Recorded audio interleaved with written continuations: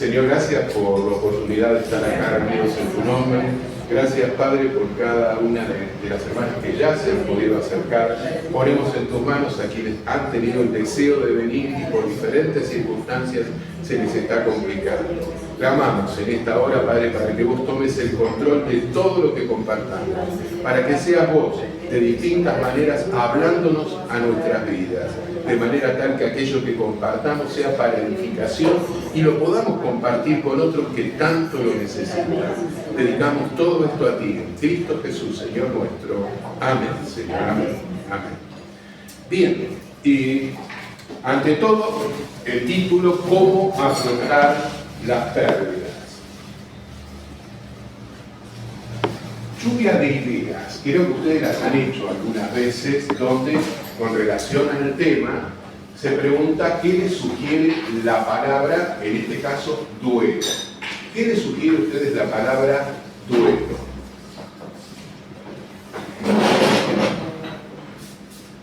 Momento de dolor. Momento de dolor, bien, dolor. ¿Qué más?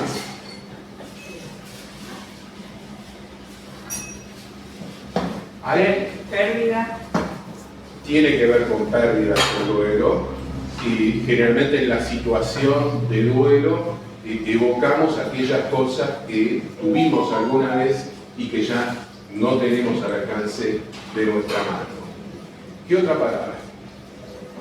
Llorar. ¿Cómo? Llorar o sufrir. Bien, tiene que ver con el dolor, tiene que ver con eso. Una expresión que está relacionada con el duelo, que es aquellos que se enfrentan en un momento determinado. Generalmente en las pantallas de televisión vemos a los espadachines en situación de duelo.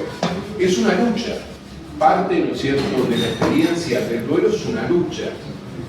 Al igual que con el tema del parto, donde uno pasa de un estado a otro, se habla del trabajo de duelo como del trabajo de parto. Es trabajoso el duelo, es un proceso que requiere un trabajo de nuestra parte, porque es una lucha a la cual tenemos que enfrentarnos y de esta manera, ¿no es cierto?, salir lo más airosos posibles en esto que tenemos que enfrentarnos, porque nos enfrentamos con la vida, nos enfrentamos con las circunstancias a las cuales tenemos que superar en este caso.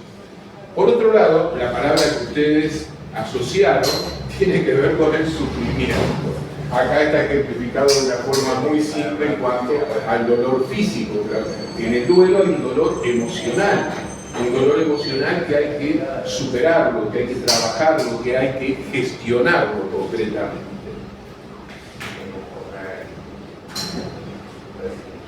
Aquellos que de alguna manera hemos trabajado el concepto de duelo, sabemos que el duelo tiene etapas. Hay autores que han llegado a dividir las etapas de duelo en 16 etapas.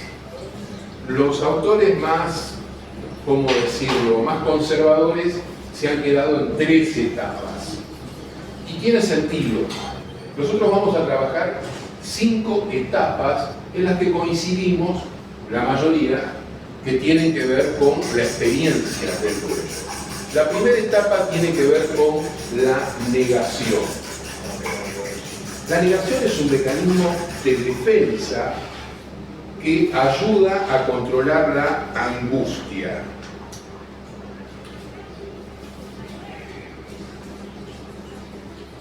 La angustia tiene que ver con el pasado.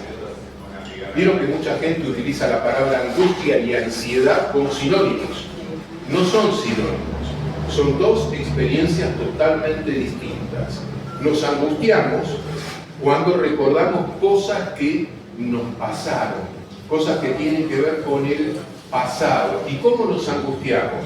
Tiene que ver la palabra con la angostura del pecho.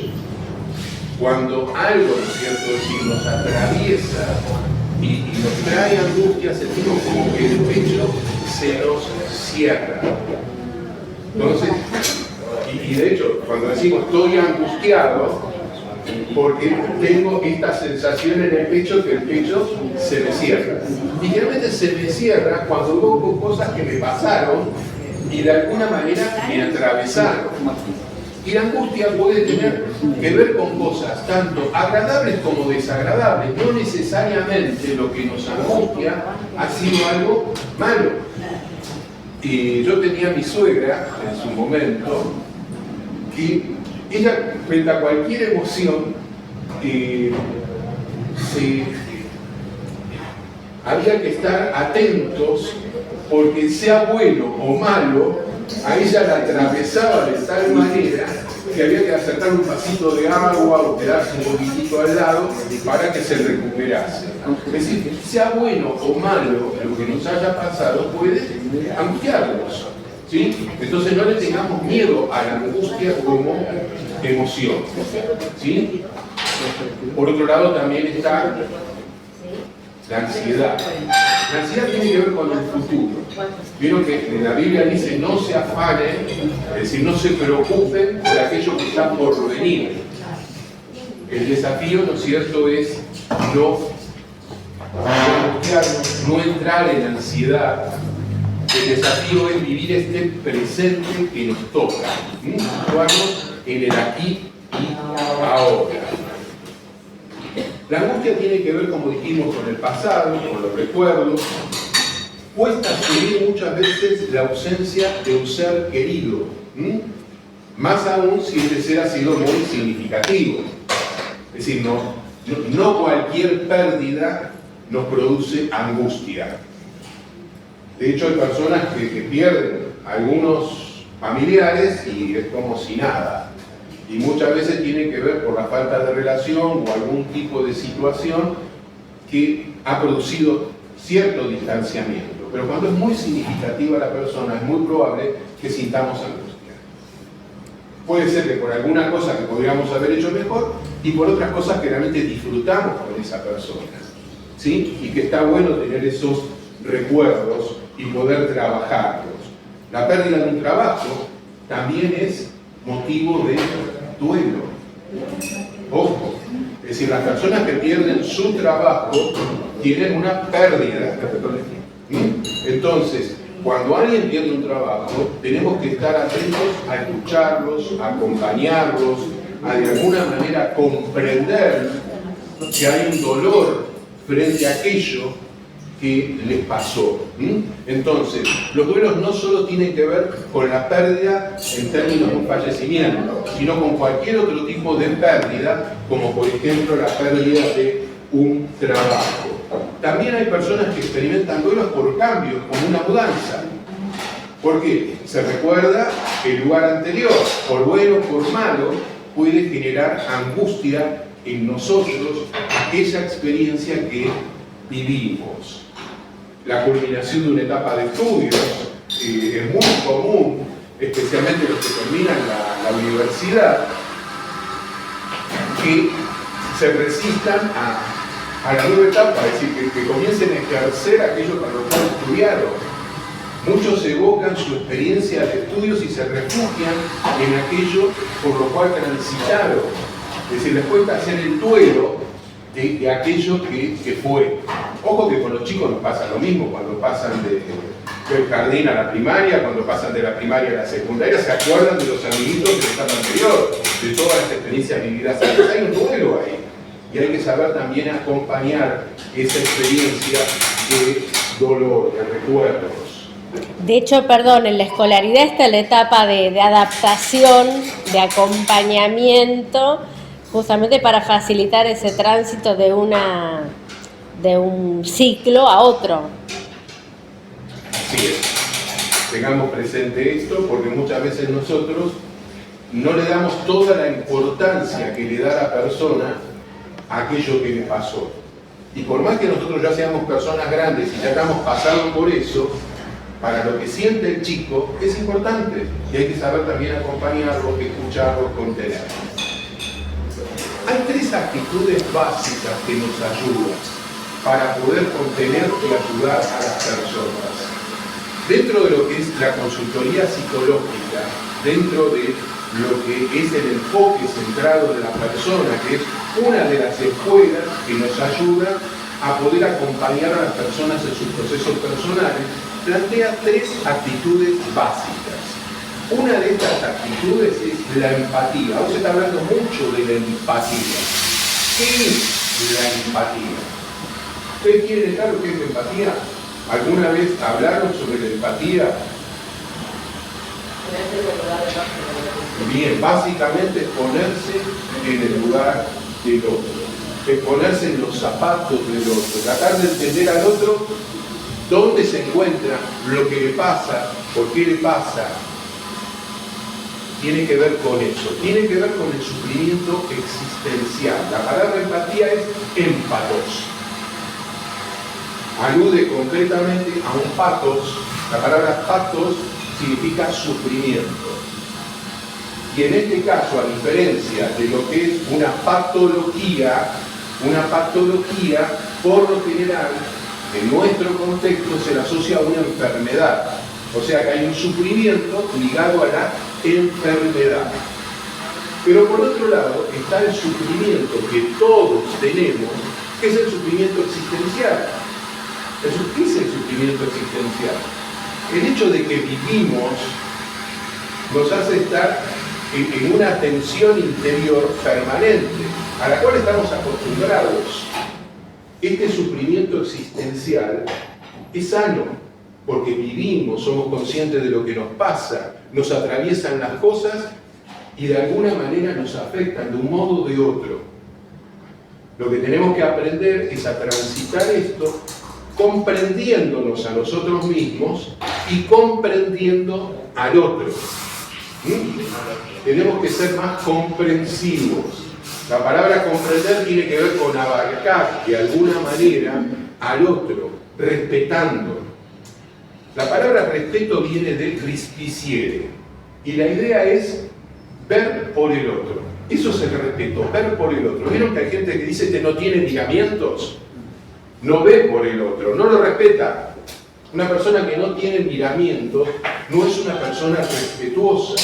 Y nosotros cuando acompañamos a las personas tenemos que ser respetuosos de sus tiempos, de su carácter, de su personalidad, de su estado, de aquello que le pasa. Entonces, por un lado dijimos, la empatía, que nos ayuda a comprender el sufrimiento existencial del otro. La otra actitud que tenemos que desarrollar para poder acompañar mejor a las personas es la aceptación. Dentro del campo cristiano, dentro de lo que es, ¿no es cierto?, la espiritualidad, dentro de lo que es la conducta esperada por un cristiano, está el amor ágape. El amor ágape, ¿recuerdan qué características tiene? Vieron que hay diferentes tipos de amor. El eros, que tiene que ver, ¿no es cierto?, más bien con la sexualidad. Está el amor fraternal, que tiene que ver entre hermanos, el amor paternal de un padre hacia un hijo, filial de un hijo hacia un padre, a una madre, y así tenemos diferentes tipos de amor. Pero hay un tipo de amor que se menciona en la Escritura, que es el amor ágape. ¿Cuál es la característica del amor ágape? ¿La tienen presente? ¿Cómo nos ama Dios? Sin condiciones, es incondicional. El amor ágape es incondicional. Dios nos ama porque somos criaturas suyas. Ojo, que no todos somos hijos de Dios, solo los que lo aceptamos como Padre, como Señor y Salvador a Jesús. Pero Dios, en su gran amor, está dispuesto a recibirnos a todos. Está en nosotros aceptar la relación con Dios, ¿sí? Porque este Dios es incondicional. Él espera que le amemos así como Él nos ama. Que sea incondicional no significa que apruebe o desapruebe algo. Ojo, Dios nos ama más allá de nuestra conducta, pero espera que cambiemos para nuestro bien. No es que Él nos ama aceptando nuestros pecados y nuestros errores. Él nos ama porque es nuestro Padre, como amamos nosotros a nuestros hijos. Más allá de la conducta que ellos tengan. No aprobamos determinadas cosas o no vamos a acompañar determinadas cosas. Ellos tienen derecho a creer, pensar y hacer lo que quieran. Deberán responder por lo que hagan. Pero nuestro amor sigue estando presente hacia ellos, como está el amor de Dios esperando que en algún momento nos acerquemos a Él, nos reconciliemos con Él, establezcamos una relación de confianza con Él. Entonces, tengamos presente la importancia de la aceptación incondicional como una forma de relacionarnos con las personas, que no implica aprobarlas o desaprobarlas. ¿Se entiende? Es estar abiertos a atender, a escuchar y a acompañar, mostrando todo el aprecio que podamos tener hacia esas personas, ayudándolas a superarse a sí mismas. Es una herramienta muy útil para acompañar en el duelo, porque ya no miramos a la persona desde arriba, nos ponemos en un plano de igualdad con ella en el trato. Y por otro lado está la congruencia. Esta tercera actitud es clave. Ustedes habrán visto que muchas veces las personas piensan una cosa, dicen otra cosa y hacen exactamente lo contrario. Eso es incongruencia. Vamos acomodándonos, van llegando los que más o menos ya habían confirmado que tenían el interés de compartir la experiencia. El tema de la congruencia es clave, porque las personas se dan cuenta si nosotros somos congruentes o no, si somos coherentes entre lo que pensamos, sentimos y hacemos. Es feo que una persona nos vea hablando, haciendo algo, y de pronto percibe de que hay una distancia ahí que nada que ver. Sino de forma transferencial las personas se dan cuenta qué tan empáticos somos, qué tan coherentes somos en aquello que decimos y hacemos. Es preferible muchas veces callar un elogio si realmente no lo sentís. Guarda con eso. Entonces, seamos medidos, expresemos realmente lo que sentimos en forma moderada. Pueden sentarse acá, si siéntense acá van a estar más cómodos. Van a estar más cómodos. Dale, perfecto. Bueno, una alegría tenernos a cada uno. Mónica es alguien más que nos acompaña hoy con una amiga. Y repaso lo de la empatía. La empatía es la capacidad de ponernos en el lugar del otro. Tiene que ver con el sufrimiento existencial que aprendo a captar. Y entonces, a partir del momento que comprendo el sufrimiento del otro, lo puedo acompañar. ¿Cómo hago para ponerme en el lugar del otro? Un ejemplo muy sencillo. Si en ese extremo del salón hubiese un piano y en ese otro extremo hubiese apoyado una guitarra, cuando se interpreta el piano dentro del salón, un salón de cine, pues se entiende, ustedes acercan el oído a la guitarra y la guitarra va a estar sacando la misma nota del piano. Nadie lo está tocando, pero la vibración del aire hace que la guitarra vibre con el piano. Nosotros, cuando hacemos bien nuestra tarea de acompañar a las personas, vibramos con el otro. Percibimos su angustia, percibimos su ansiedad, percibimos su dolor. Lo que tenemos que aprender es a tomar lo que se llama la distancia óptima. Yo no puedo confundir mis sentimientos con los sentimientos del otro. Tengo que identificar los míos y acompañarlos del otro. ¿Se entiende? Para poder ser operativo, para poder ser útil a la persona. Entonces, por un lado, la empatía. Tenemos que ser empáticos para acompañar los distintos procesos. Y por otro lado, tenemos que aceptar en forma incondicional al otro. Habíamos visto que la aceptación incondicional tiene que ver con el amor ágape, que es el tipo de amor que Dios expresa hacia nosotros. Cuando aceptamos a las personas, podemos acompañarlas. Si estamos en actitud crítica, no me gusta el pelo, no me gustan los ojos, no me gusta la mirada, ¿a quién vas a ayudar? No estamos para juzgar. Y si no te sentís apto para poder acompañar, bueno, dedicate a otra cosa. Y sé prudente. Y la tercera actitud, que tienen que estar todas conjugadas, dijimos es la congruencia. Tenemos que ser congruentes, tenemos que ser coherentes entre lo que pensamos, sentimos y hacemos, porque el otro lo percibe. ¿Sí? Y esto nos ayuda a ser más útiles. Estábamos viendo esto en función de que tenemos que acompañar a las personas desde el principio del proceso de duelo. Vimos que hay diferentes formas de organizar el duelo, las etapas. Nosotros vamos a detenernos en 5 etapas. Hay quienes la clasifican hasta 16 y hay quienes la simplifican en 3. Vamos a detenernos en estas porque entiendo que son bastante didácticas para nosotros, ¿sí? Arrancamos, como dijimos, con la negación, y una de las cosas que pasa con la persona que sufre la experiencia de duelo es que habla del fallecido en tiempo presente en lugar de tiempo pasado. Se refiere a la persona, ¿no es cierto?, como si estuviese viva. No tenemos que recordarle que está muerta. A ver, escucharla, bancátelo, no perder nada, ¿no es cierto?, con ser empático y comprender a la persona. Por otro lado, como aclaramos antes, experimentamos tanto angustia como ansiedad en el proceso de duelo, que tendemos a negar, ¿sí? Como que no nos afecta tanto lo que está pasando. Hay personas que se arman, ¿no es cierto?, y parece como acá no pasa nada. En lo personal, ¿no es cierto?, yo, antes de mi último duelo significativo, no entendía la angustia de aquellos que estaban atravesando un duelo. No entendía que se me pusiesen a llorar de golpe. Claro, como no había vivido un duelo significativo, que sí, te puede atravesar tu padre, te puede atravesar tu madre, a algunos les afecta más, a otros les afecta menos. Para algunos un duelo significativo es el de la madre, para otros el del padre, para otros el de un cónyuge, para otros el de un hijo. Hasta que no tenemos ese duelo significativo, nos cuesta mucho entender por qué se nos ponen a llorar de golpe. Cómo la angustia les desborda. Yo hasta que no lo experimenté, no lo entendí.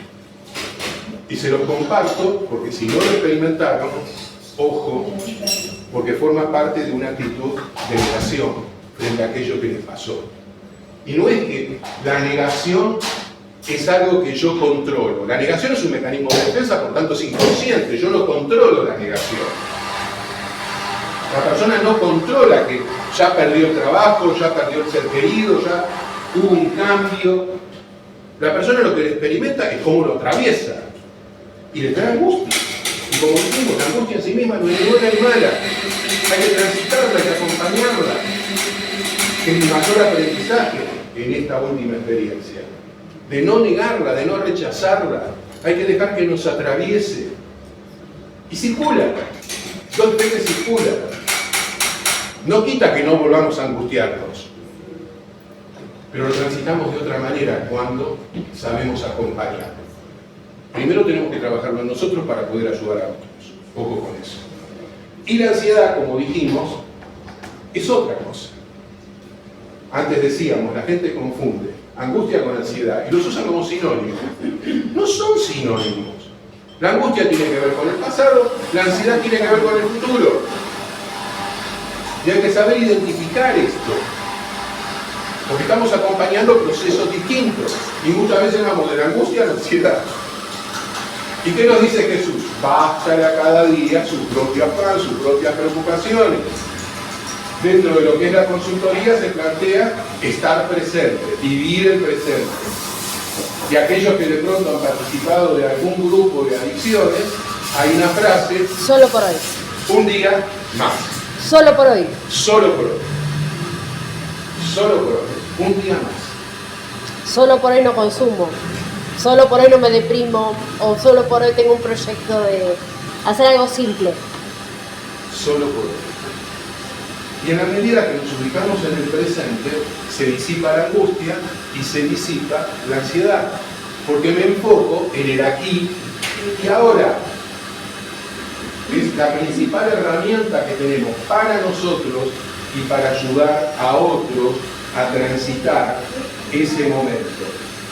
Y como les dije antes, ni se les ocurra decirle a la persona: ya murió, ya pasó. Escucha, comprende. Acompañar, ya se le va a pasar. La persona necesita comprensión, necesita acompañamiento. A medida que pasa el tiempo, en algunos casos la ansiedad por lo incierto del futuro puede generar ataques de pánico o en algunos casos el deseo de comer en forma desmedida. Me anoto. Dos cosas. Cuando empezamos a comer mucho, démonos cuenta que estamos ansiosos, y cuando nos damos cuenta que estamos ansiosos, comemos menos. Pero si no tomamos conciencia de que estamos ansiosos, seguimos comiendo. Porque nos da placer.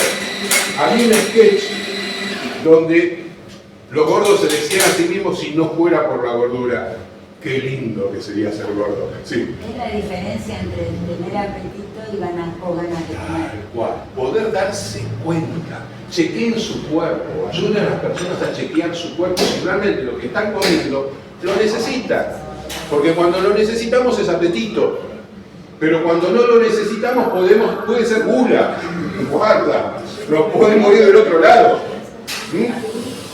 Ahora, estamos para comprender a la gente también que de pronto engorda, pero no para justificarla, sino para ayudarla a revisar sus hábitos alimenticios, que muchas veces simplemente con un cambio de dieta, como hablamos hoy, acá hablamos sobre las comidas alcalinas y las comidas ácidas. Googleen y van a ver que si consumimos aquello que es alcalino, es sano para el cuerpo. Y tenemos que evitar todas las comidas ácidas. Azúcares, grasas. Tenemos que tener una dieta bastante equilibrada. Yo respeto al que es vegetariano, al que es vegano, no lo soy, pero lo respeto. No, en realidad no es dieta, son hábitos. Bien, muy bien dicho, porque son hábitos en la forma de comer, y ojo que es una comida, la forma de comer muy sana. El tema es que no estamos ni para criticar al vegano o al vegetariano, ni ellos tampoco tienen por qué criticarnos a nosotros. Sí tenemos que advertirnos, porque el tema, ¿no es cierto?, de las proteínas el cuerpo las necesita. Si no las incorporás por el lado animal, incorporadas por el lado vegetal. No podés no tener proteínas en el cuerpo. Lo mismo que vitaminas. Entonces, googleen, vean, porque también el equilibrio en la alimentación ayuda a estar más lúcidos mentalmente, a estar más aptos físicamente para poder desempeñarnos en lo que hacemos. Y afecta también en lo espiritual. Somos seres psicosomáticos espirituales. Cuerpo, mente y espíritu. Incluso el dormir bien. Otra forma que se manifiesta la angustia o la ansiedad es con o dormir demasiado o con no poder dormir. Y donde está el ciclo del sueño alterado o la alteración de la alimentación, se nos empieza a descompaginar todo el cuerpo. Es todo un tema. Y el tema del ataque de pánico, tengamos en cuenta cuando acompañamos a una persona que está con un ataque de pánico, el que sufre el ataque de pánico en ese momento siente que se está muriendo. Se te acelera el corazón, te hiperventilás, se te acelera el pulso, realmente te sentís que te estás muriendo. Entonces, el ser empático con el otro, de hacerle entender que está en un ataque de pánico, que está somatizando, que no es un ataque cardíaco, siempre y cuando obviamente sepamos que realmente no lo es, ¿no? Pero una persona que generalmente tiene ataques de pánico a repetición, vos ya sabés que no es un ataque cardíaco, pero la persona lo percibe, lo siente como que es un ataque cardíaco y que se está muriendo. La sensación es esa, que te morís. Amorina está hablando de su experiencia como acompañante terapéutico. Le tocan personas de esas características que incluso la llaman pensando que se están por morir. Que llamaron a la ambulancia, llaman al SAME, se arma todo el cuadro. ¿Qué podemos hacer nosotros desde nuestras limitaciones? Lo más fácil. Primero, empecemos por nosotros. Cuando de pronto sentís ansiedad, angustia o quizá algo que nos ayuda es la respiración. Y no estoy hablando ya, ¿no es cierto?, de ningún tipo de filosofía ni cuestión, ¿no es cierto?, extraña. De hecho, ojo, seamos sensatos, hay disciplinas que trabajan muy bien el tema de la respiración. Podemos tomar eso, no tenemos por qué tomar la parte espiritual de esas prácticas. La respiración completa no es un invento de Occidente, es un invento, es en todo caso una práctica que viene de Oriente y la saben hacer bien. Bien, vamos todavía. En el ataque de pánico la persona si no puede respirar, pero respira. Respira, Exacto. lo que tiene que tratar, nosotros lo que tenemos que tratar Pero se es aprende a regular manejar. todo esto. Y tenemos que hacer el tipo de respiración que conocemos. Creo que la mayoría de los que están acá por lo menos cantan. Por lo que más o menos percibo y entiendo. Para poder cantar bien, lo menos que tiene que aprender es la respiración diafragmática. Y creo que la mayoría de las mujeres acá alguna vez se embarazaron. Y les enseñaron la respiración diafragmática. ¿Saben encontrar el diafragma? ¿Saben ubicarlo? Bien. Perdón que pregunto, porque Sí. hay gente que no sabe cómo ubicar su propio diafragma. Está acá. Es la parte media de su cuerpo y es lo que tiene que ensancharse y donde tiene que sostenerse el aire. Y tiene que ser exhalado. Ahora, ese ejercicio es básico y ustedes lo pueden hacer. Y con el tiempo pueden aprender la respiración completa, que básicamente es llenar la panza, llenar a la altura, ¿no es cierto?, de las costillas y llenar la parte alta. Y después llenar todo, conscientemente, que se va llenando todo el pulmón. Y exhalar en forma lenta. La exhalación tiene que ser por lo menos 4 o 5 veces más lenta que la inspiración. Hay que soltar despacito el aire y se amplía la capacidad pulmonar. Y tranquiliza, baja un cambio. A mí me ha ayudado mucho acompañar personas en situaciones que han sido extremas, en la calle y aún en lugares de estudio. Un compañero mío, prácticamente me vienen corriendo que se estaban muriendo en el inodoro. Voy al baño de varones y me lo encuentro sentado. Y como que ya se estaba desvaneciendo.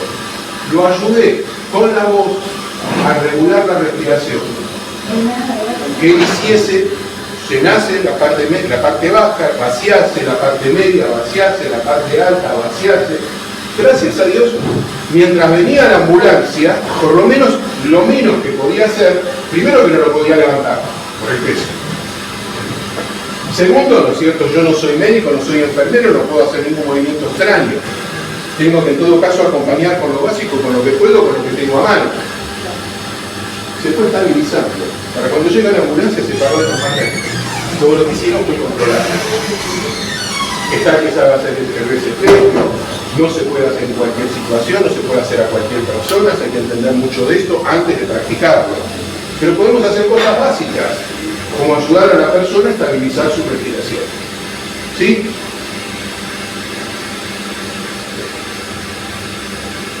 El desafío, sí. Volviendo atrás, vos estabas hablando mucho sobre las personas que comen. Sí. ¿Qué pasa con el que está angustiado y no puede comer? Claro. Bien. Hay una frase italiana que usaba mucho mi papá. Qué lindo. Los tanos tienen una expresión y les garantizo que es cierto. Cuando la persona afloja, comiendo, vienen las ganas de comer. Manchando. El tema es animar a la persona aunque sea un bocado. Un bocado a la vez. Un bocadito.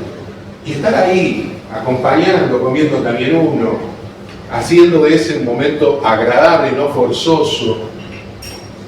Con los chicos, que cuesta mucho que coman. Mi suegra tenía una costumbre. Dejaba la comida en la mesa. No la sacaba. La mala costumbre de muchas madres es, bueno, no come, la guardo para la siguiente comida. La trae la siguiente comida, no come, la guardo y nunca está la comida a la vista y el pibe no come. Los pibes terminaban comiéndose lo que estaba en la mesa. Estrategias.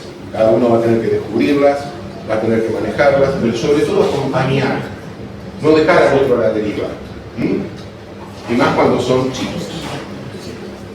Como les decía antes, el desafío es situarse en el presente, en el día a día, un día a la vez, como se plantea en los grupos de adicción. La otra emoción, la otra etapa que nos atraviesa durante el duelo es el enojo. Y el enojo, como tal, como les dije antes, las emociones en sí mismas no son malas. Lo malo es cómo las gestionamos. De hecho, Jesús plantea, no se ponga el sol sobre su enojo, que no termine el día quedándose enojados. No es fácil. No es fácil, es todo un trabajo. En términos espirituales tenemos recursos que otras personas no tienen, que es orar, descansar en el Señor, perdonar. Y ¿Qué olvidar. es eso? No, Metí el dedo, le metí la hora. Perdonar no es olvidar. Perdonar no es olvidar. Ay, la verdad me dan tranquilidad.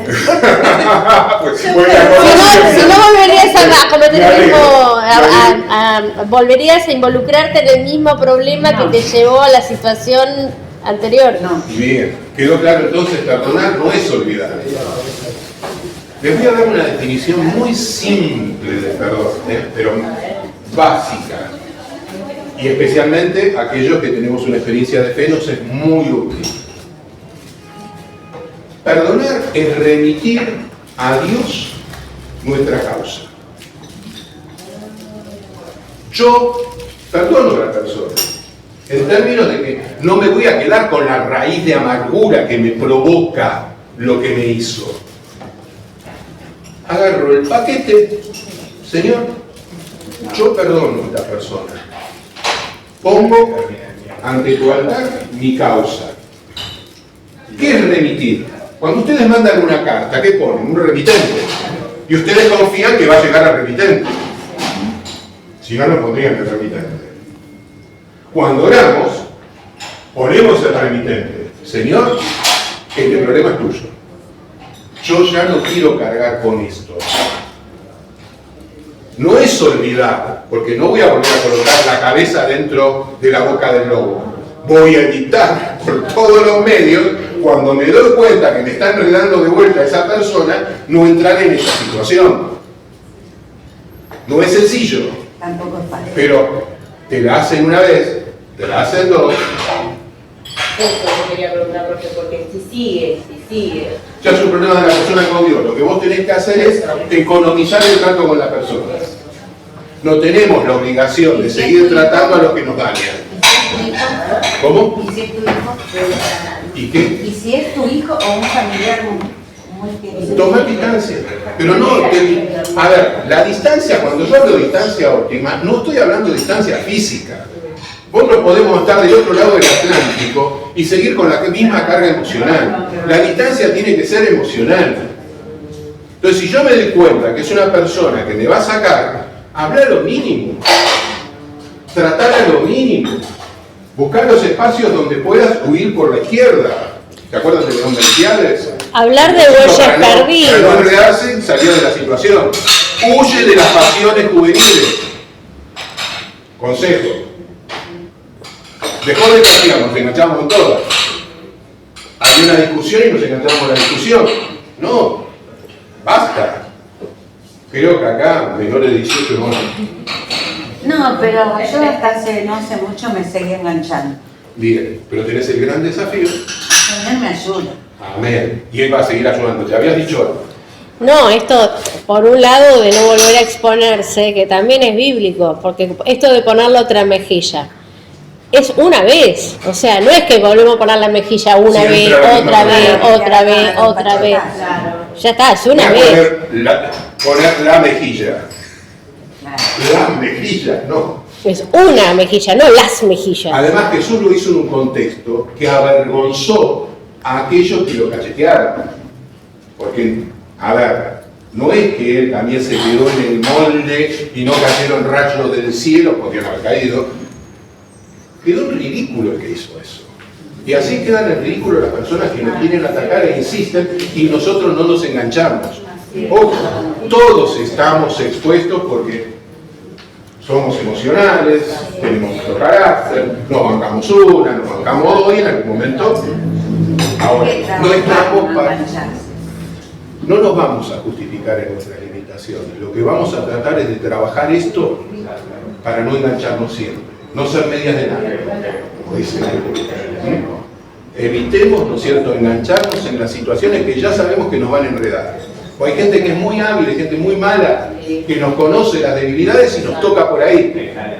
Entonces, cuando nos damos cuenta, distancia óptima, ¿sí? Y distancia emocional, vuelvo a decirle, no tiene que ver con la física. Yo puedo estar en el mismo lugar y puedo tener distancia emocional, ¿sí? Y esto se trabaja. Como dijimos, el enojo es otro mecanismo de defensa que nos enfrenta con con aquello que perdimos, con aquello que ya no tenemos. El enojo puede dirigirse a sí mismo, a quien falleció por la sensación de abandono, o a otras personas o situaciones. El drama es que cuando el enojo se dirige a sí mismo, ¿en qué puede terminar? ¿En qué puede terminar? Mal. En suicidio. Desenojate. No le des al gusto a lo que eres quitar la vida. Y quitándote la vida estás cometiendo un grave error como creyente. Porque la vida de quién depende. De Dios. Yo no entendí la forma absurda que hay un taller que 60 segundos que elaboró ella, donde hay un montón de recomendaciones para las situaciones límites que nos toca vivir, que tenemos que aprender a enfrentar. Hay muchos recursos, muchas estrategias. Yo desgraciadamente quedé atado a la clínica donde habíamos ido a hacer un chequeo, un ecodoppler. Llegamos, se descompensa. Yo pensé que estaba en una clínica, rodeado de médicos, pido que por favor intervengan los médicos. Yo muchas veces en la calle le había ayudado a regular la respiración, pero estaba en una clínica. Y cuando empezaron a intervenir los médicos, no me dejaban acercarme. Con los meses me puse a investigar lo que había hecho. Pero me empezaron a meter oxígeno como si fuese un caso de COVID. De COVID. El problema de ella era un problema circulatorio. Fue por un ecodoppler. Le tenía que dar una inyección. Un anticoagulante necesitaba. Desgraciadamente, la tuvieron más de 5 minutos metiéndole el oxígeno. Yo vi cómo se desmayaba. Y yo no podía intervenir, no me dejaban entrar. No me dejaban actuar. La pude auxiliar más cuando no estábamos en un contexto de esas características. Finalmente, 6 horas murió. Encima le metieron un tubo por la boca, le rompieron la quijada. Ella apenas podía abrir la boca. Si no la asfixiaron, la ahogaron en sangre.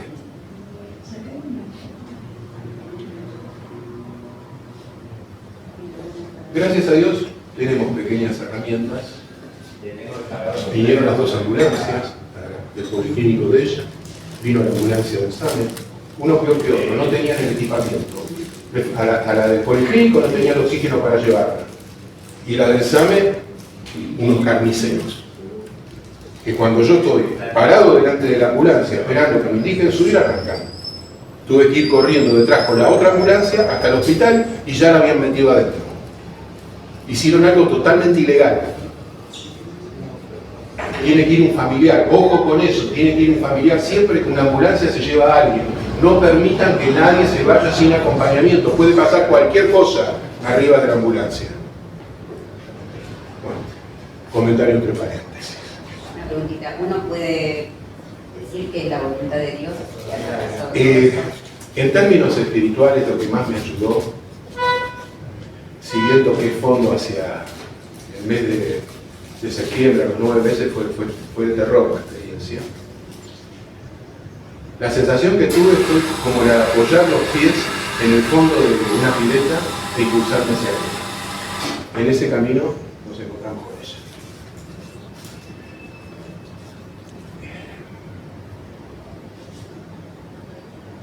Sé que el soberano de la vida es Dios, y si Dios lo permitió, Eso, no lo mandó, lo permitió. lo permitió. No creo que él haya querido que muriese de esa manera. Pero desgraciadamente vivimos en un contexto donde pasan cosas y las personas que pueden vivir mucho tiempo con situaciones muy graves y todavía Dios no se las lleva. Dios tiene sus propósitos. Pero nosotros no podemos provocar la muerte. Dios es soberano. Aparte que nos toca a nosotros, a lo sumo, son los cuidados paliativos. Acompañar a la persona del mejor modo que podamos. Nuestra fe hace la diferencia. Yo en un momento determinado fue como si hiciese clic. Y me di cuenta A ver, el otro día escuchaba a una persona que me decía que se había enterado recién ahora, pobrecita, pobrecita. En un lugar mejor. Mejor que nosotros. Si es cierto lo que creemos, su cuerpo está siendo glorificado, ya no tiene las limitaciones que tiene este cuerpo limitado nuestro. Si creemos lo que creemos, está en un mejor lugar. Y eso me empezó a hacer bajar los cambios. Y hacer a un lado también los deseos de muerte, te atraviesa cualquier cosa. No somos soberanos sobre nuestras vidas, es Dios el soberano. Lo que nos toca es cuidarla lo mejor que podamos. Y además, en términos emocionales, no solo en términos físicos. Seguimos con el tema del enojo. El enojo surge cuando enfrentamos una situación que consideramos que está mal o cuando nos sentimos contrariados por palabras, acciones o actitudes de otras personas. Va desde una irritación leve hasta una emoción más intensa como la furia o la ira. Guarda con la ira. Porque ahí ya se nos va de control el tema del enojo. Y podemos hacer cualquier cosa. Nosotros podemos trabajar en la previa. Cuando nos comienza a atravesar para darnos cuenta de que, bueno, esto me molestó, esto me afecta, me reenfoco. Pero no me puedo quedar ahí instalado masticándola permanentemente. El enojo puede surgir en forma inmediata. Al iniciar un duelo, puede surgir de golpe, de un momento a otro, frente al dolor intenso de la pérdida. Es decir, el enojo puede ser con lo que arranque la persona. Hay gente que murió el ser querido y empieza a decir malas palabras, a insultar al muerto, a golpearse el pecho a sí misma, a quejarse. Por ahí no pasó nada. Negación. Arranca por la negación. Hay otros que arrancan por el enojo. Es decir, el que estén ordenados para explicarlo no significa que van a ser ordenaditos, porque vamos y venimos por las etapas. Y el que no pasó por el enojo, en algún momento pasás por el enojo. El tema es cómo manejás la emoción, cómo gestionás la emoción. El enojo como tal no es malo, lo malo es cuando provoca daño sobre otros o sobre nosotros mismos.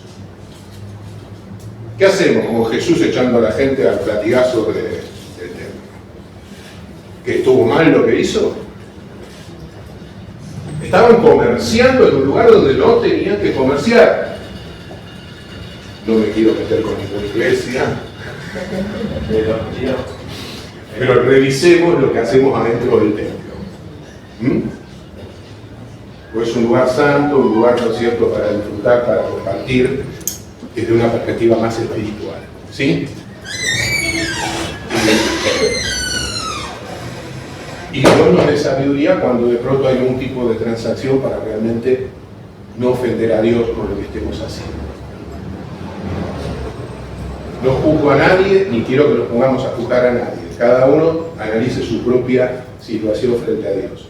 Lo importante es reconocer la emoción para darse cuenta que no edifica, no aporta solución al problema y puede dañar los dañados. Por eso también identificamos esta etapa, porque tenemos que identificar la emoción. Me enojó, me sacó.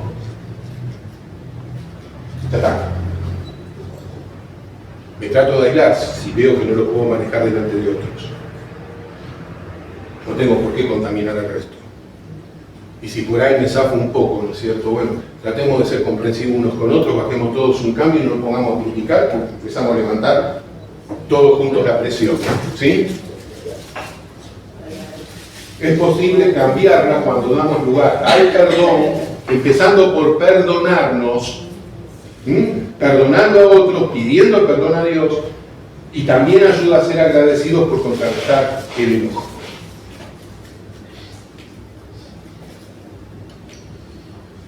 ¿Cuántas cosas te cuestionas que hiciste en la vida? ¿Cuántas cosas sos consciente que podrías haber hecho mejor?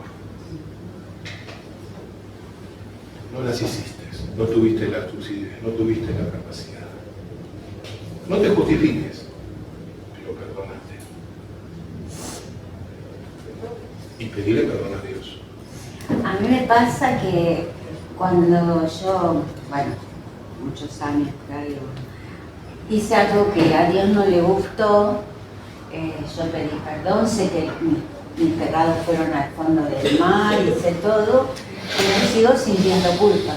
Bien, vamos por el tema de la culpa. Hay dos tipos de culpa. ¿Alguno trajo Biblia? Sí, en el teléfono. Bien, busquen 2 Corintios 7:10. 2 Corintios 7:10.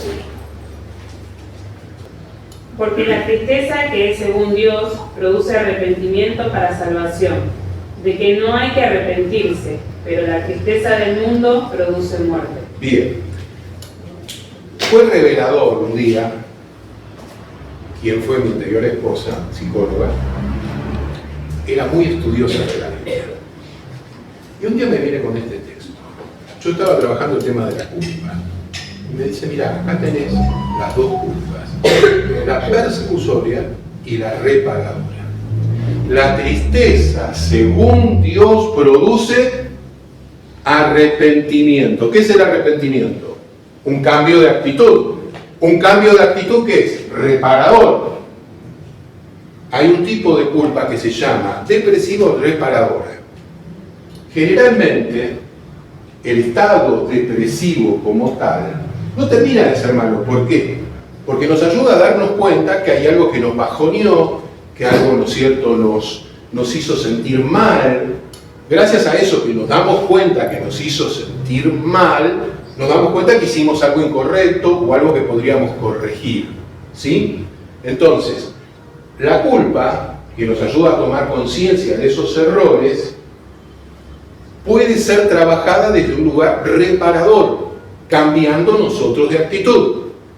¿Se entiende?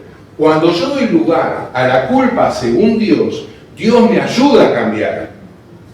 En cambio, la culpa persecutoria, que tiene que ver con la tristeza según el mundo, como dice el texto, conduce a muerte. ¿Por qué? Porque el que experimenta la culpa persecutoria no asume su error y por lo general pone en el otro la culpa, porque vos tenés la culpa, porque vos provocaste esto, los mandatos maternos, los mandatos paternos, todo eso que nos pusieron encima. No, todo esto, no, eso es culpa persecutoria. Sí, en un sentido sí, pero hacete cargo de la culpa que tenés vos sobre aquello que tenés que corregir. Porque mientras asumas esta culpa persecutoria que pone el problema en el otro, no vas a corregir tu conducta, no vas a corregir aquello que es necesario en tu vida, no se van a producir los cambios, no se va a producir el arrepentimiento, ¿se entiende? Básicamente. O sea, si es algo tuyo, y no es que le podés echar la culpa a otro, es algo que hiciste ponerle una vez y nunca más. Eso Y cuando el Señor lo vos, sabe. cuando tu culpa es reparadora, cuando tu culpa es depresiva, cuando tu culpa está dirigida como corresponde hacia vos, dándote cuenta que cometiste un error y en lugar de quedarte en el error, lo corregís, lo reparás. Pero está el otro, que comienza a experimentar una culpa persecutoria, como que Dios lo persigue, como que los mandatos que recibimos de nuestros padres, de nuestros abuelos, para un poco. Es cierto que hay veces que hay gente que te mete culpa, pero si metiste la pata y en eso algo hay que hacer. Pero el que experimenta la culpa persecutoria difícilmente se ocupe de reparar. Pone el problema en el otro. Porque la culpa es tuya, no de él o de ella. Quizás esté repartida la culpa. Ahora, ¿con quién tengo que trabajar yo? Conmigo mismo. Yo no puedo obligar al otro a cambiar. ¿A quién puedo ayudar a cambiar? A mí mismo. Y a lo sumo al otro ayudarlo, si está abierto en el diálogo, a trabajar la culpa en forma apropiada, comprendiendo que está la posibilidad del cambio, del arrepentimiento, de la reparación. Un estado depresivo es algo circunstancial. Cuidado con el estado depresivo. Mucha gente, ¿no es cierto?, le tiene miedo a los bajones. Dentro de de las etapas, algunos hablan de la desorganización. Generalmente cuando una persona entra en un estado depresivo se desorganiza sus horarios para comer, sus horarios para dormir. Una depresión tiene base orgánica, es otra cosa, y requiere atención de un psicólogo para que haga un diagnóstico diferencial. Son dos cosas distintas, estado depresivo que depresión. ¿Sí? Todos podemos atravesar por estados depresivos. ¿Sí? Somos personas normales. O no tenemos bajones. Nada más cuando nos quedamos allá abajo. Pero cuando nos quedamos allá abajo hay algo que no está funcionando bien, ¿no? Y generalmente tiene que ver con algo orgánico. Por eso es necesario un diagnóstico diferencial. Y yo digo un psicólogo porque trabajan muy bien los psicodiagnósticos. A diferencia de un psiquiatra que directamente boba, la mayoría, te da ya y nomás te medica. Ellos ya hacen su propia evaluación, te buscan el Bademecum. El Bademecum. El DSM-4, DSM-5 ahora creo. Pero guarda, la medicación es un paliativo. Entiendo que en una persona que tiene depresión no le queda otra, porque es orgánico y hay que regularlo. ¿Sí? Ahora, si es una depresión, va a ser necesario un psiquiatra. El psicólogo lo que puede hacer es diagnóstico diferencial. ¿Qué grado de depresión tiene la persona? ¿Qué tan grave es esa depresión? Y de hecho puede detectar si realmente es un estado depresivo, porque por ahí es tan intenso, pero es simplemente un estado. Es decir, cada persona es algo especial. Entonces, un psicólogo puede ayudar mucho con un psicodiagnóstico diferencial para saber si va a psiquiatra, si hace él el seguimiento, o si lo puede derivar también un consultor. Yo como consultor atiendo normalidad. Como normalidad, si la persona es normal, porque necesita atención. Y todos tenemos situaciones en que necesitamos acompañamiento. De hecho, en los 50, cuando nace la consultoría psicológica, el enfoque centrado en la persona, ¿por qué nace? Porque estaba en una etapa de depresión en Estados Unidos, en todo sentido, económica, física, emocional. Hacía falta mucha gente para atender a la gente. Entonces empezaron a formarse los consultores, porque no daban abasto los psicólogos y los psiquiatras. Y la consultoría comenzó a tomar forma para ayudar a las personas normales, pero que se deprimían, pero eran estados depresivos. Y también atravesaban por otras situaciones de duelo, otras circunstancias difíciles. El estado depresivo puede ayudar a elaborar la culpa que se puede sentir al perder un ser querido, por aquello que se piensa que se pudo hacer o no se hizo. La depresión en sí no es mala, de hecho el estado depresivo en sí no es malo. Porque si yo siento que podría haber hecho algo y siento culpa, si yo siento que no tendría que haber hecho tal cosa y siento culpa, mientras sea un estado depresivo y yo asuma la culpa en términos reparadores, puedo sanar en mi interior aquello que no pude hacer o aquello que hice de más. Y nosotros tenemos nuevamente un recurso que es la oración. Y la Biblia dice muy claramente que Dios es fiel y justo para perdonar. Lo que tenemos sí nosotros que arrepentirnos. Porque hay personas, ¿no es cierto?, que nos piden perdón y no se arrepienten. Es muy fácil pedir perdón. Yo pongo en el otro que me perdone. Flaco, no me pidas perdón, cambia de actitud, arrepentirte. Yo no necesito que me pidas perdón, pedíselo a Dios si querés. Yo te perdono, remitiendo mi causa a Dios. No me voy a quedar con la raíz de la amargura que me provocaste. Y en la etapa de duelo, perdonate, ya no puedes hacer nada. Perdoná si tenés que perdonar. Yo, gracias a Dios, no tengo nada que perdonar, todo lo contrario.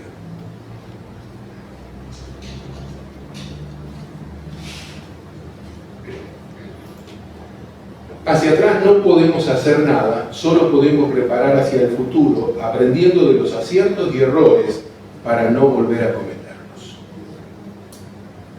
El pasado no se sana, si no se entiende. No me metan ese verso. Yo lo que puedo sanar es el presente y mejorar, en todo caso, el tránsito hacia el futuro. Lo que quedó atrás, quedó atrás. No hay forma. pero sí tengo que hacer la parte que me toca.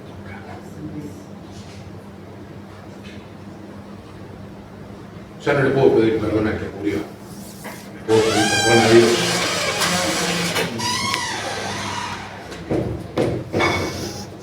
Por aquellas cosas que quizá hice o no hice. Y es extraordinario cuando realmente oramos como corresponde y creemos en el que creemos como corresponde, Dios aquieta nuestros sentimientos. Amén. Ser agradecidos ayuda mucho. Saben que una de las pautas que nos da cuenta en la relación con las personas, si son celosas o envidiosas en la relación, una característica que tiene el envidioso, dos características. La primera, no sabe dar gracias. Levanten las antenitas de vinil cuando no escuchen la palabra gracias de alguien.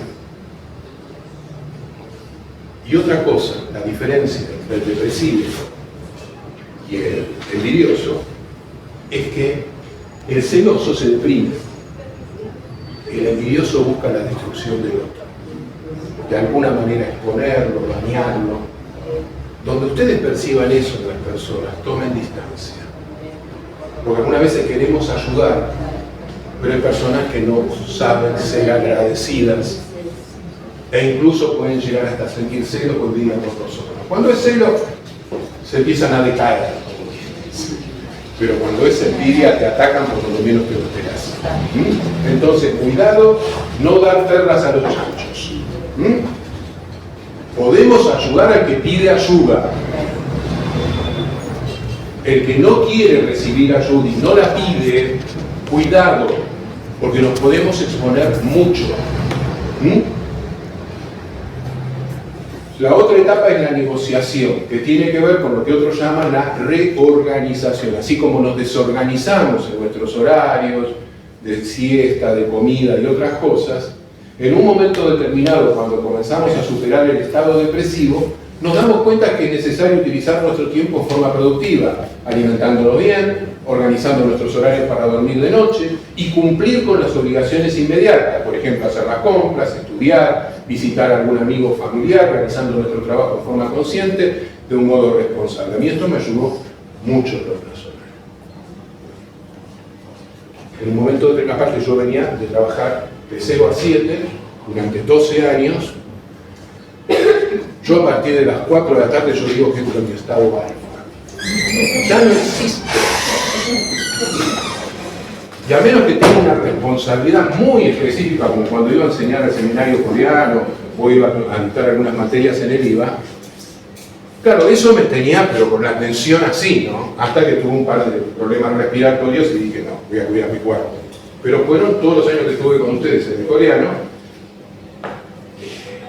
yo tenía una descompaginación de horarios impresionante, porque a las 7 de la mañana terminaba de trabajar, no me acostaba, me quedaba preparando la materia, capaz que dormía 3-4 horas, me iba al seminario, volvía, 11:30 de la noche me logueaba y tenía que trabajar hasta las 7 y así todos los días, 5 días con ese ritmo. Iba incluso a predicar, a estar a cargo de la congregación sin dormir, hasta que el cuerpo me dijo basta. Tengo mi pérdida. Los primeros 4 o 5 meses no era depresión, no era estado depresivo. Era sueño. Era sueño. No tenía obligaciones inmediatas, no tenía que esperarla cuando llegaba de su trabajo para atenderlo, o ponernos a charlar o organizar algo. Tenía todo el tiempo. 4 de la tarde yo desaparecía. Cuando comienzo a tratarla a ella, a partir del mes de agosto, no me podía sacar ningún horario de noche. Recién comencé a concederle el horario de noche después de octubre, que formalizamos lo que era el inicio del noviazgo. Mi cuerpo, después de las 4 de la tarde, soy consciente, tiene el ritmo de mi trabajo anterior, de mi último trabajo.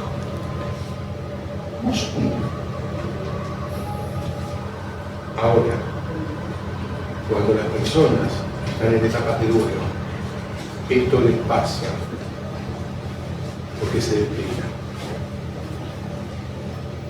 Pero es posible ayudarlas a reorganizarse.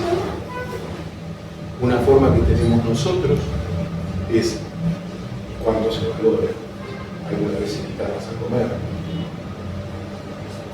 alguna vez, ¿no es cierto?, ir a tomar un café con ellas, ayudarlas a salir de su ámbito cotidiano,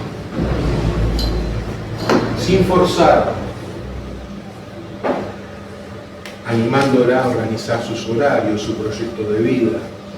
Yo traté por todos los medios, ¿no es cierto?, de por lo menos había puesto un objetivo, empezar a editar aunque sea un libro, y lo edité y lo publiqué.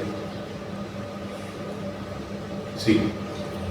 Yo, ella es mi hermana y mi amiga y mi hermana de la vida y en el Señor. Yo a partir de la cuarentena, bueno, yo siempre que trabajé, me levantaba temprano, cumplí siempre. Pero a partir de la cuarentena se me hacía tan largo el día sola, yo vivo sola con plata, que empecé a quedarme más hasta tarde y dormía a la mañana y así llevaba bien. Entonces yo me di cuenta que tengo 75 años y que a mí me gusta eso. Yo no me hago ningún programa antes de las 12 del mediodía porque es mi hábito ahora, que no tengo obligaciones, y no me siento mal por eso. Y de pronto ella quiere ayudarme, pero es que para mí no es ayuda, ¿entendés? Si a mí me gusta... Pero, por ejemplo, cuando ves una oportunidad como esta, la aprovechás, haces el esfuerzo. Sí, ¿Qué es lo que nos pasa? Pero 8:30. Escuchame, me quería sacar horarios de noche, me concedí 4 de la tarde a 4:30. Jueves. Y así fueron cerca de 8 encuentros de estudio. Tienes tu ritmo y tenés que respetarlo. Mientras no te descuides en la forma de comer, en la forma de arreglar tu cuerpo. Me alegra verte dentro de todo producida. Yo Es decir, cuidémonos. Llegué a pesar 142 kilos. Bueno, pero gracias a Dios te diste cuenta y comenzaste a bajar. Alabado sea Dios. Después, casi a los 60. Bien, pero lo hiciste. Ahora, el tema es cuidar este cuerpo que tenemos, no es nuestro. Acá estamos de inquilinos. Hay que cuidarlo. Y es el único que tenemos. Es el único que Aparte tenemos. es templo del Espíritu Santo. Y además es templo del Espíritu Santo. Entonces, seamos conscientes de la presencia de Dios en nosotros y ayudemos a aquellos que acompañamos y se prestan. No podemos obligar a las personas a creer lo que creemos nosotros, pero si nos ven coherentes en nuestra expresión de fe, probablemente nos tomen en cuenta, así como vos tomaste en cuenta el horario de este encuentro fuera de tu horario. Y así vamos a ir incorporando otros hábitos y otras posibilidades. No incorpores más ninguno.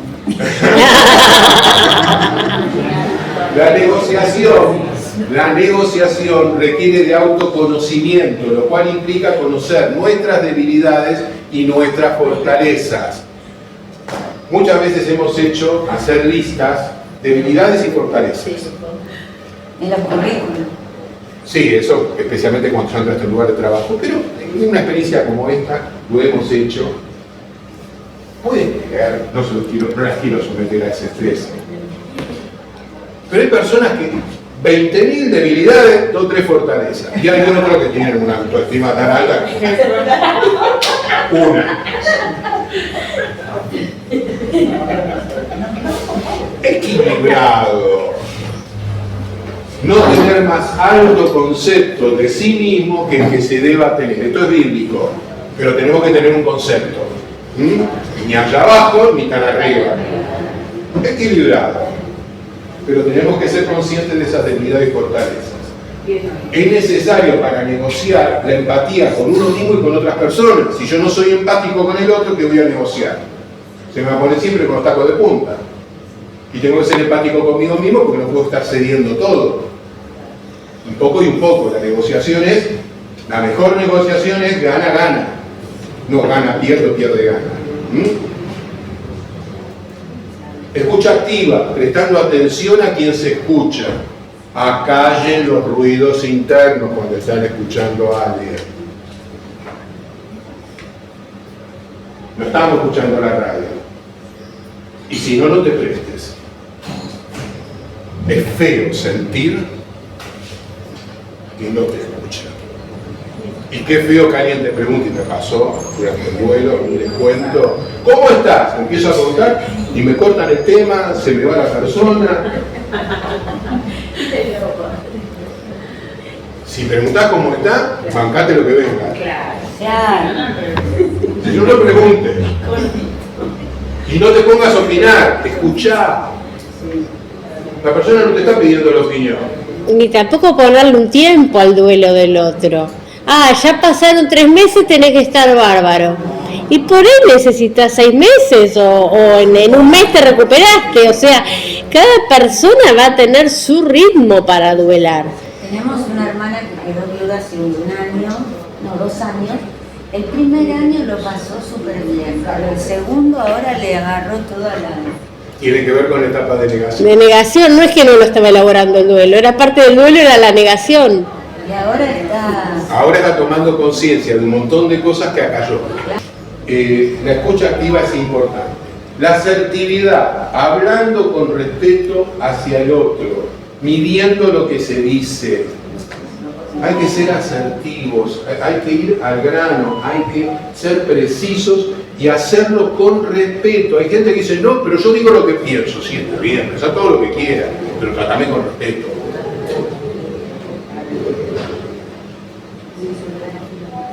¿Y qué es el respeto? Se lo dije antes de que ustedes llegasen. La palabra rispiciere, que es la que da origen a la palabra respeto, es ver por el otro.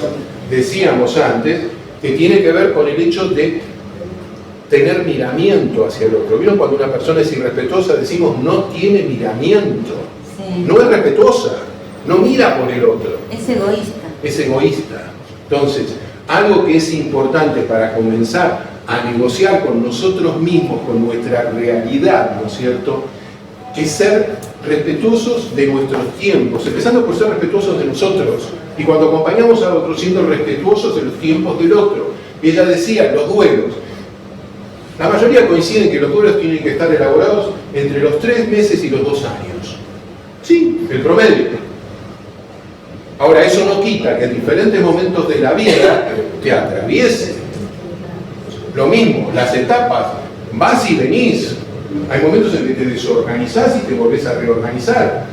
Lo bueno de estudiar estas cosas y comprenderlas es que podemos trabajar con nosotros mismos y con aquellas personas que nos rodean para ayudarlas. Desconozco estas cosas y no entiendo qué es lo que le pasa.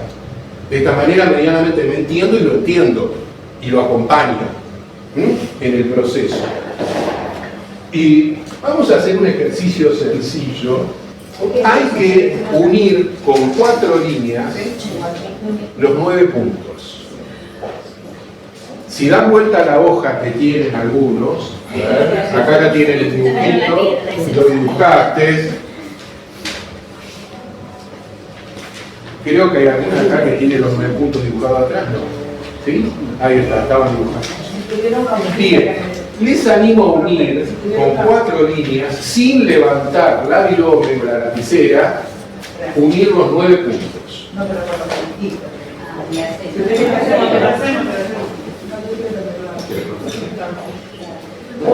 Les digo que estos ejercicios los hicimos en una oportunidad con un grupo de jóvenes taiwaneses. 100 jóvenes taiwaneses, estuvimos una semana con diferentes charlas. Eran extraordinarios.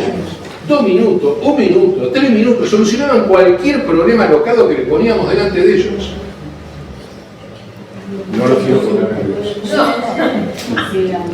No sé qué pasa con los occidentales, con nosotros somos más lerdos, no sé por dónde viene la cosa. ¿Pueden visualizar cómo atravesar esos 9 puntos con 4 líneas sin levantar la virome?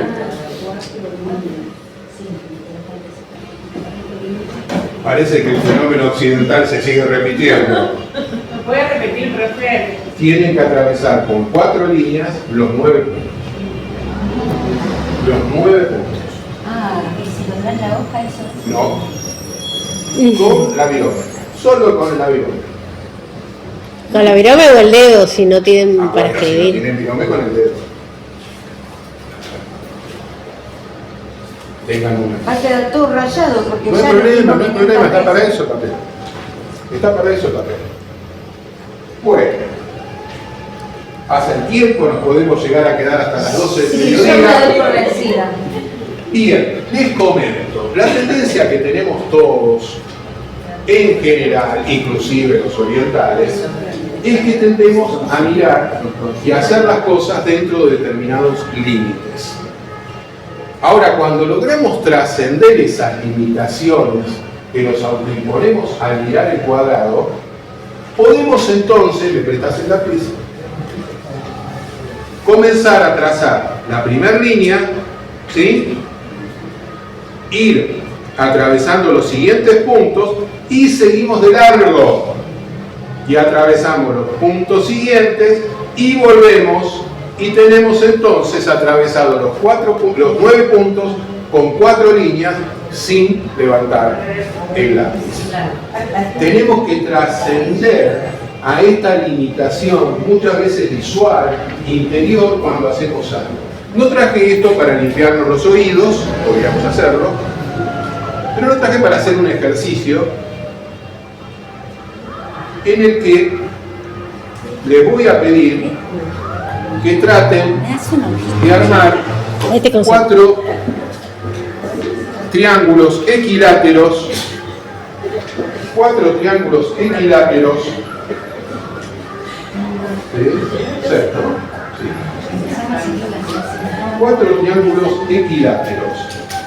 Y acá nuevamente nos encontramos con una forma muy extraña de pensar.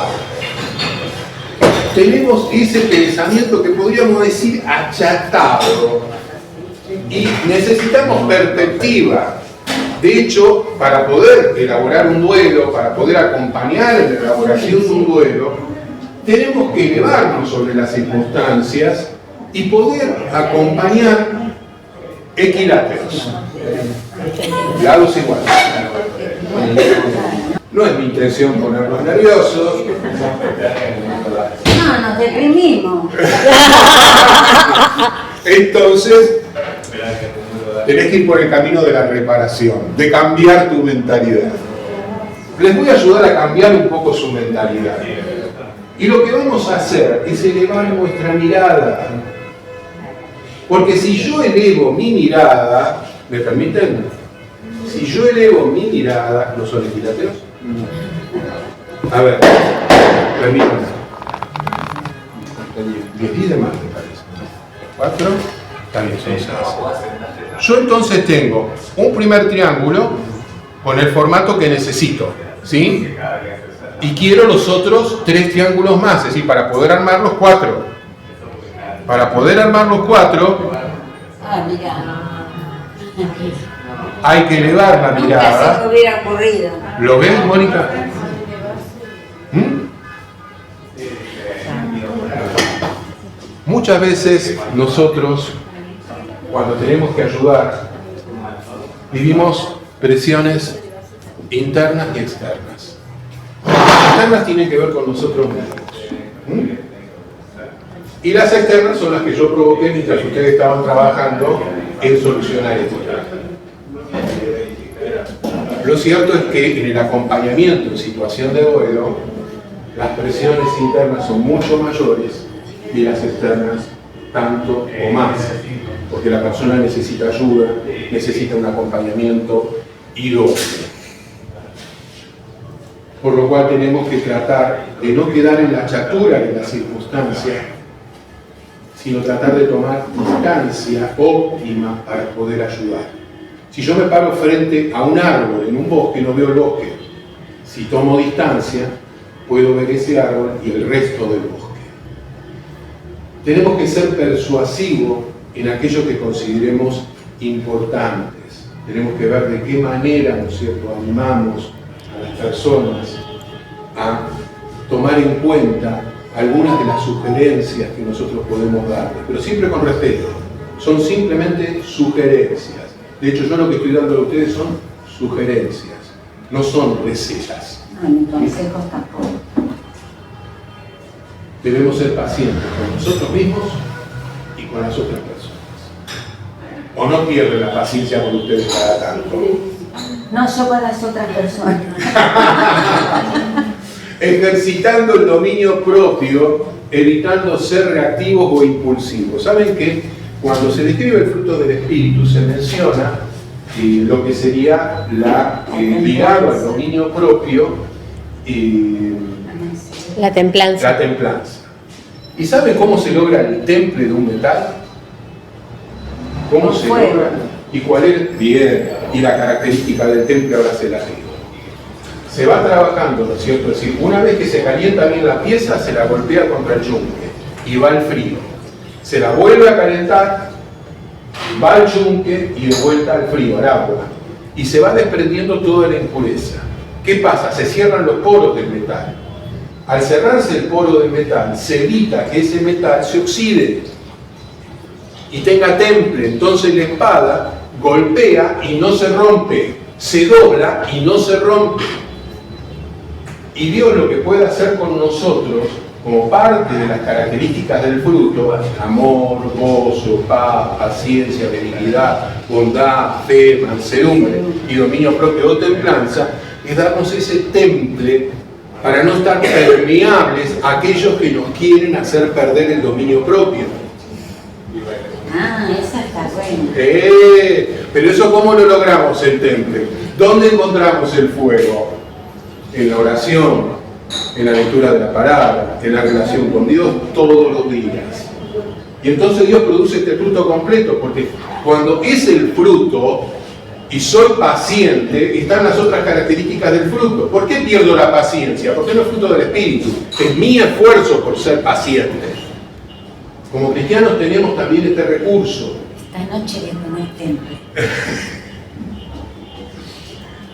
Comprendiendo la importancia de relacionarnos con personas que sean de soporte emocional, además de ser nosotros de los otros. Una de las cosas más difíciles en la etapa de duelo es quién me puede acompañar. Yo puedo acompañar al que está atravesando. Yo en ese momento encontré 3 familias que en ese momento me fueron útiles. Creyentes. Gracias a Dios, creyentes. Porque hoy es muy egoísta todo el mundo casi. Hay mucho egoísmo, es cierto. Pero también hay gente que Sí, pero tengo generalmente la juventud y los niños tienden a ser egoístas ahora. hay mucho egoísmo, hay mucho individualismo Sí, instalado entre las personas. lamentablemente. Así es. El tema es que tenemos nosotros el desafío Encontró 3 familias. pueden ser 3 o pueden ser más. Lo que sí tenemos que ser muy cuidadosos con las amistades que hacemos, las personas de las que nos rodeamos, que realmente sean contenedoras y nosotros podamos ser contenedoras de ellas. ¿Sí? Y tener ese acercamiento también que sea con una distancia óptima, porque tampoco podemos quedar enredados de tal manera que su vida se confunda con la mía. Y salvo que sea algo tan cercano como un matrimonio, bueno, es otro tema. Pero la amistad tiene que tener esa característica incondicional, sana, empática, de nosotros hacia esa persona como esa persona hacia nosotros. Yo hoy doy gracias a Dios por tener una amistad muy cercana, muy auténtica, además de tener ahora esta otra Son pocas experiencia. personas Son pocas. las amigas, los amigos, pero uno tiene de compañeros de acá, de allá. Uno está con la gente y bueno. Yo, que en ese sentido, gracias a Dios, cuando vamos por una iglesia más o menos contenedora, también ayuda. No se entienden. Hay lugares que no se entienden, otros que no. Hay personas que sí, hay otras personas que no. Pero bueno, sin terminar de ser, ¿cómo expresarlo? Sin asumir una actitud de marginar a unos o marginar al otro. Ser conscientes que con estas personas puedo disponer de más tiempo, puedo disponer de más temas, puedo disponer de determinadas cosas, con estas hasta acá. Y saber dar gracias por lo menos el hasta acá. Yo he disfrutado, gracias a Dios, durante la etapa de duelo, el hecho de congregarme y más allá de tener grandes amistades, poder disfrutar de la presencia de Dios y el respeto, por lo menos, de las personas con las cuales me relacionaba. Pero es importante que nosotros desarrollemos ese mismo respeto hacia los demás y tengamos esta actitud sana, sanadora, de saber acompañarnos dentro de los límites que podemos hacer. ¿Sí? Y dando gracias a Dios, ¿no es cierto?, por aquellos que realmente hoy siguen significando mucho para nuestras vidas. Ahora, hay algunas personas que son mucho más demandantes que otras.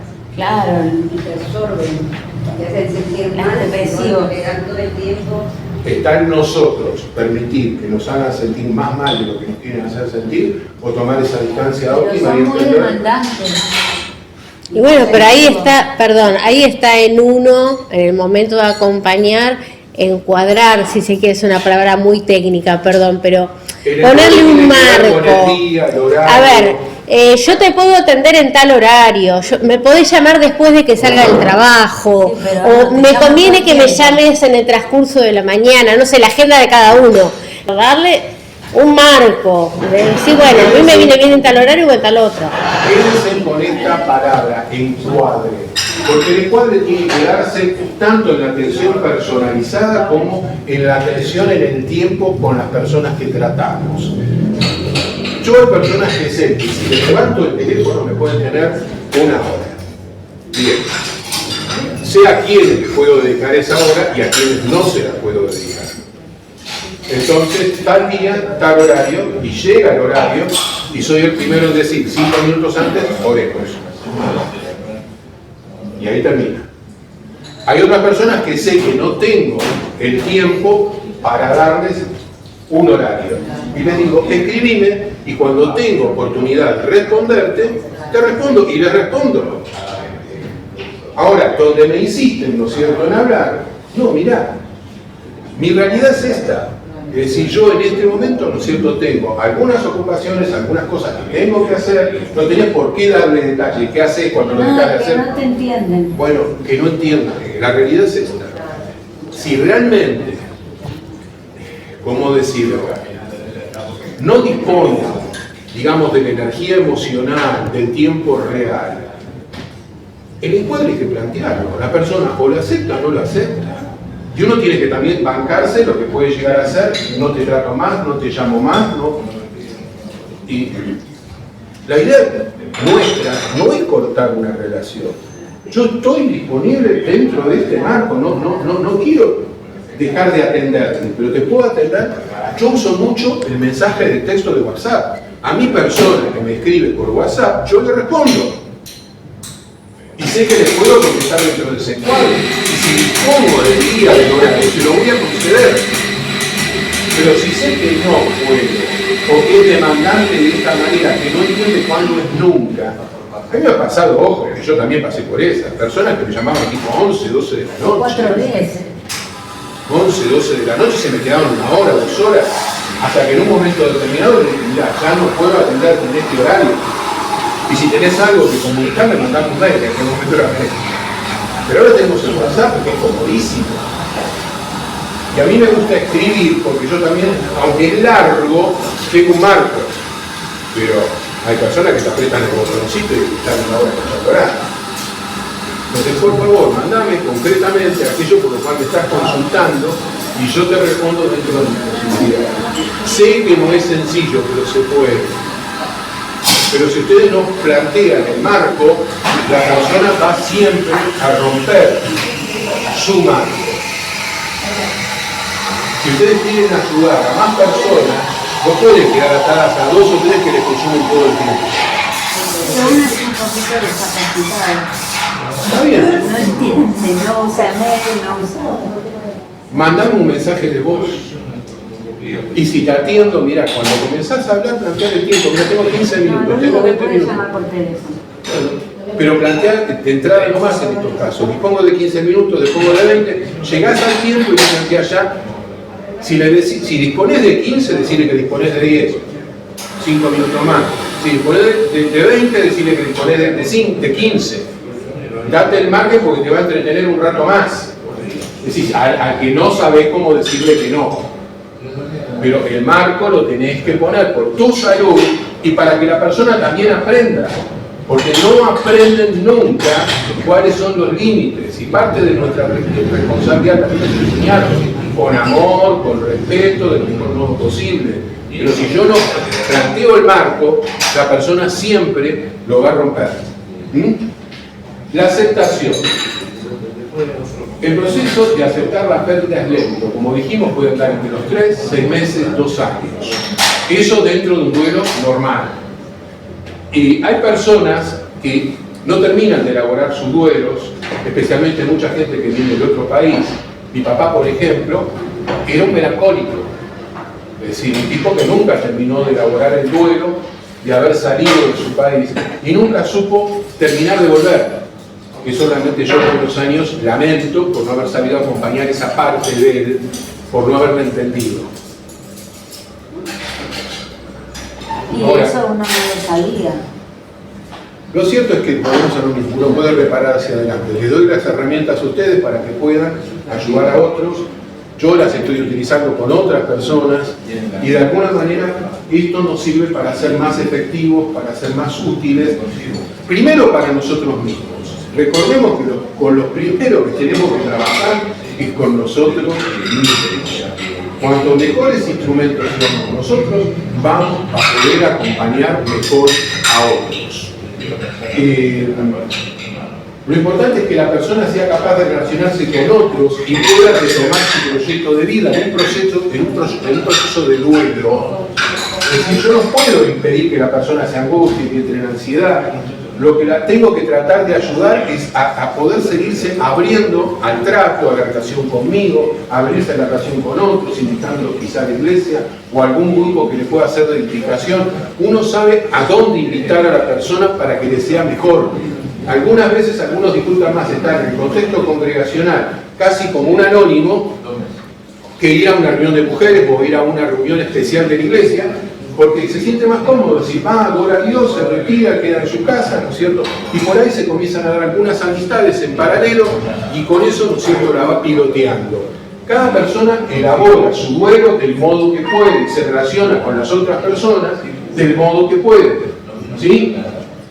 Y muchos pueden aislarse, entonces el invitar sin avasallarlo, pero sí de repente que sepa que la invitación está extendida, porque en el proceso de duelo muchas veces está el aislamiento, ¿no? Ya en el proceso de aceptación no, ya es como que la persona tiene como otra apertura. Tenemos que comprender el proceso por el que está pasando el otro. Ahora, lo patológico, lo no sano, es que la persona se aísle y deje de relacionarse con otras personas. En este caso requiere la atención profesional. Si nosotros no logramos sacarla del aislamiento, en el sentido de que, bueno, vamos, la visitamos un ratito, la llamamos, la invitamos, por ahí podemos compartir un café, una salida, invitarla a un lugar donde sabemos que va a estar contenida. Cuidado de llevarla a esos grupos donde la gente comienza a hablar de sus problemas personales, porque encima la terminamos de aplastar a la persona. Que sea algo que realmente me sirva para poder, ¿no es cierto?, decir, reconstruirse interiormente, ¿sí? Seamos cuidadosos con todo este tipo de invitaciones.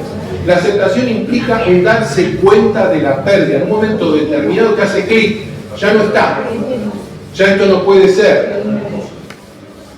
Asumiendo esa ausencia, dando lugar a nuevos proyectos y relaciones interpersonales, sean laborales, familiares, con amistades, integrantes de una iglesia, un club, u otro lugar que sea saludable y contenedor. Las personas pueden cambiar sus ámbitos de relación. Y nosotros somos ese primer ámbito que puede otorgar esa posibilidad para poder contener y acompañar en forma apropiada. La aceptación implica asumir la vida del modo que se presente, adaptándose a la realidad, no en forma conformista, sino de un modo consciente, reflexivo y activo, sean situaciones agradables o desagradables, comprendiendo que no podemos controlar todas las situaciones. Es un proceso que requiere de paciencia y perseverancia. La adaptación es algo activo, algo que nosotros podemos ayudar. Pero lo primero que tenemos que mostrarnos como seres adaptables somos nosotros para poder ayudar. Tu ejemplo viene bien por el hecho de que vos estabas habituado a un horario y rompiste con tu rutina. Todos podemos en algún momento romper con nuestra rutina para integrar algo nuevo a nuestras vidas. Eso nos edifica y edifica al otro y nos hace bien. Mónica, en este acompañamiento que te ha hecho, tiene que estar rechocha, recontenta por estar con su amiga y haber logrado esto. Porque vos, por un lado, estás disfrutando de la charla, se nota. Sí, la verdad que sí. Y de alguna manera salimos edificados todos porque nos retroalimentamos en esto que estamos compartiendo. ¿Tenés más preguntas? Bueno, acá quedan nuestros datos personales. Próximo taller, 60 segundos. Si Dios quiere, la idea sería hacerlo el segundo sábado del mes que viene. ¿Sí? Sería de las mismas características que este taller y compartiríamos un par de horitas juntos donde reflexionaríamos sobre cuestiones muy prácticas que vienen de la experiencia que ella ha tenido a lo largo de todos estos años con los acompañados que ha estado atendiendo, que van de pulguitas así de chiquititas a tipos que...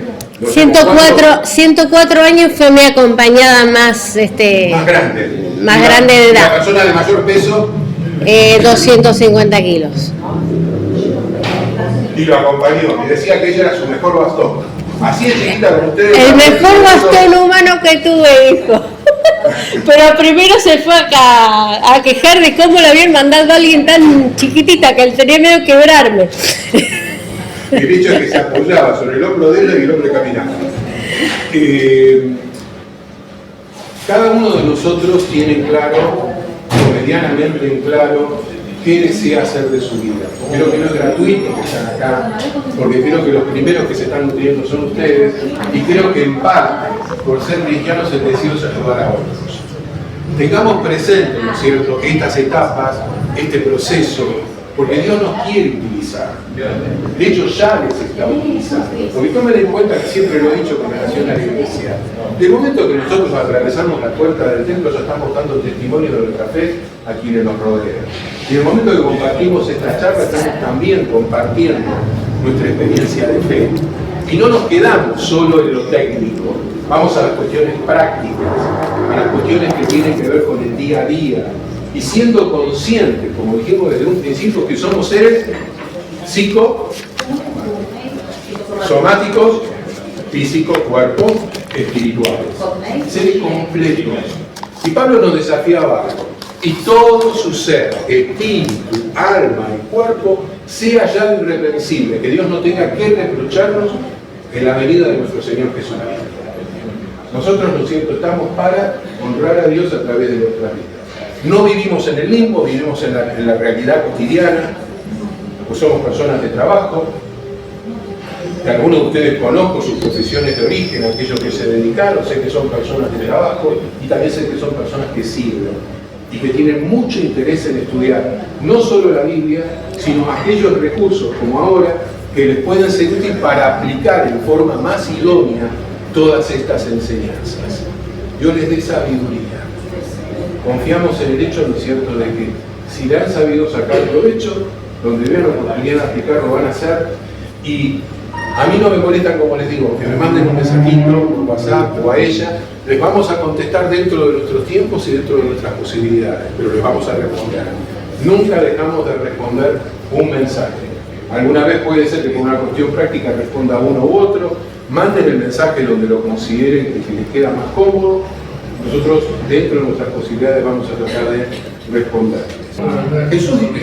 Jesús cuando planteó el tema de los mandamientos, en la cabeza de él, seguro que estarían los 10 mandamientos, pero él lo sintetizó en esta expresión: amarás al Señor tu Dios por sobre todas las cosas y a tu prójimo como a ti mismo.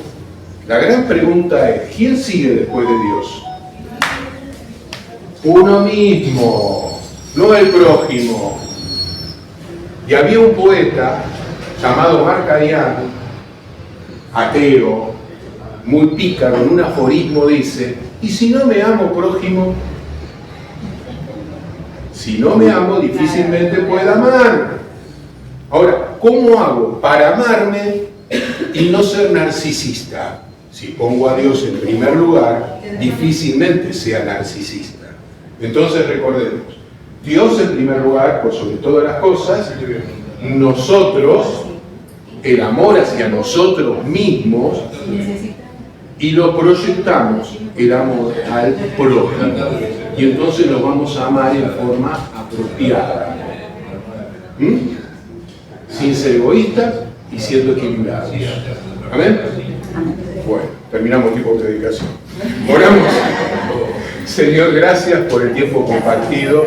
Gracias, Padre, por cada uno de los que se pudo presentar en este taller. En manera especial encomendamos a ti a aquellos que tenían en su corazón asistir y no pudieron. Encomendamos, Padre, el próximo encuentro, Padre, para que nos ayudes a organizar nuestros tiempos y volver a compartir esta experiencia y, si es posible, con más amigos, conocidos, familiares y miembros de la iglesia que puedan llegar a tener interés. Guarda, cuida a cada uno de los presentes, Padre. Derrama de tu espíritu en manera especial en sus vidas, Padre. Sigue dando discernimiento espiritual, Padre. Sigue dando sabiduría de lo alto, para poder ser idóneos, para ser cuidadosos.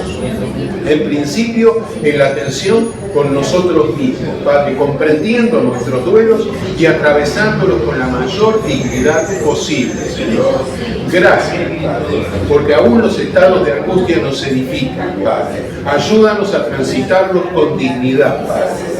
Trae paz a nuestros corazones, Padre, y llévanos con bien a cada uno de nuestros hogares. En Cristo Jesús oramos. Amén y amén. Dios les bendiga.